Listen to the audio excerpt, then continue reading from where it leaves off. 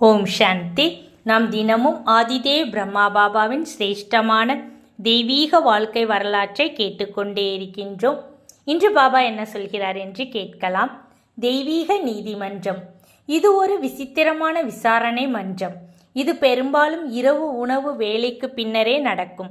இதன் லட்சியம் ஆன்மீக ஒழுக்க மேம்பாட்டிற்கு ஒவ்வொருவரின் மனப்பூர்வமான முயற்சியும் ஒத்துழைப்பும் ஆகும். இதில் கலந்து கொள்வோர் அனைவருக்கும் இதை முன்னின்று நடத்துபவர் மீது முழு நம்பிக்கை இருக்க வேண்டும். மேலும் நடத்துபவரும் பற்றற்ற நிலையிலிருந்து நியாய உணர்வோடு நடத்த வேண்டும். எனினும் இங்கு இத்தகைய சபை இறைவன் முன்னிலையில் நடந்தது என்றே சொல்லலாம். இந்த விசாரணை மன்றத்தின் நடைமுறை மிகவும் எளிமையானது. தவறு நடந்துவிட்டது என உணர்கின்றவர்கள் பாபா, மம்மா மற்றும் எல்லோர் முன்னிலையிலும் இனி இந்தவாறு செய்ய மாட்டேன் என்று மனப்பூர்வமாகவும் தெளிவுடனும் உறுதிமொழி செய்வதாகும். ஒருவரது தவறை வேறொருவர் கவனிக்க நேரிட்டாலும் தவறு செய்தவரின் முன்னேற்றம் கருதி மன்றத்தில் கூறலாம்.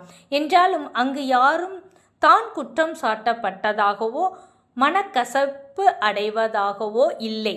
மாறாக எல்லோரும் சம்பூர்ணம் அடைவதற்காக ஒருவருக்கொருவர் உதவி செய்வதே நோக்கமாக இருந்தது. பாபா, மம்மா இருவரின் இதயத்திலும் அனைவரது முன்னேற்றமே மேலோங்கி இருந்தது. ஆதலால் தவறு ஏற்படாமல் இருக்கவும் பழைய அனாவசிய பழக்க வழக்கங்களிலிருந்து விடுபடவும் பாபா பல யுக்திகளை குழந்தைகளுக்கு கற்பித்தார். எல்லோர் மத்தியிலும் தவறை பற்றி கேட்பது, தவறு செய்திருந்தால் ஒப்புக்கொள்வது போன்ற நடைமுறை இருந்ததால் இதை பற்றிய குற்ற உணர்வு போன்ற அனுபவத்திலிருந்து விடுபட்டு இருந்தனர். அகந்தை மற்றும் சிலருக்கு மட்டும் சலுகைகள் உள்ளன என்பது போன்ற வதந்திகளால் பீடிக்கப்படாமல் எச்சரிக்கையோடு காரியங்கள் நடைபெற்றன.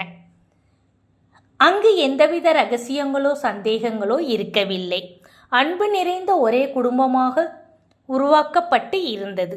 விசாரணை மன்றம் என்பது யாரையும் குற்றம் சாட்டுவது, கொடுமைப்படுத்துவது அல்லது பயமுறுத்தும் விவகாரமாக இருக்கவில்லை. எல்லோரும் நல்லது கெட்டதை புரிந்து கொண்டு திருந்துவதற்கான நல்ல ஏற்பாடாகவே கருதினர்.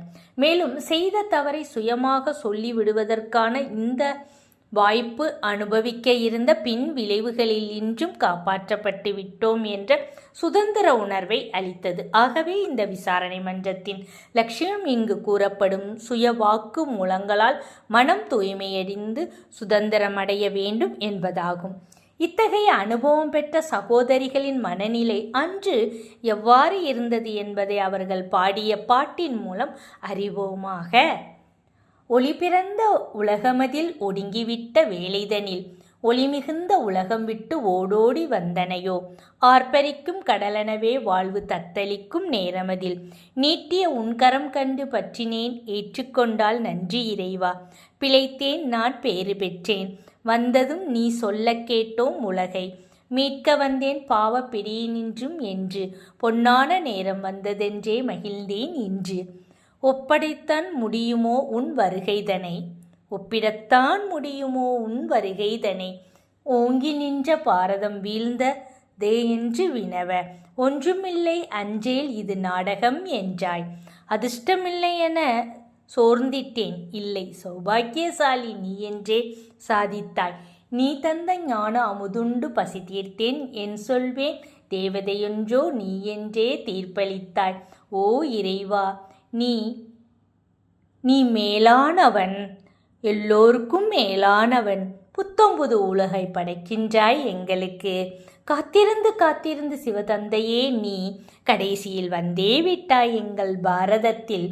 புதுப்பித்த இந்த புனித வாழ்வு மூலம் சுற்றிவிட்ட சக்கரம் போல் கல்பம் மீண்டும் சுழலும் ஐயா.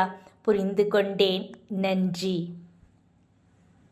பாபா ஒரு தூண்டுதலாக இருந்தார். பாபா அனைவருக்கும் எல்லா சௌகரியங்களையும் செய்து கொடுத்ததோடு அவரது அசையாத நம்பிக்கையின் பலத்தால் எல்லோருக்கும் பலம் அளித்தார். அவரது கலைப்படையாத மலர்ந்த முகம் கண்டு அனைவரும் புத்துணர்ச்சி பெற்றோம்.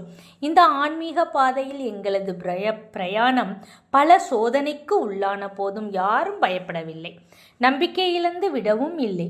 பாபாவின் சம்பந்தமும் நட்பும் மிகப்பெரிய பொக்கிஷமாக இருந்தது.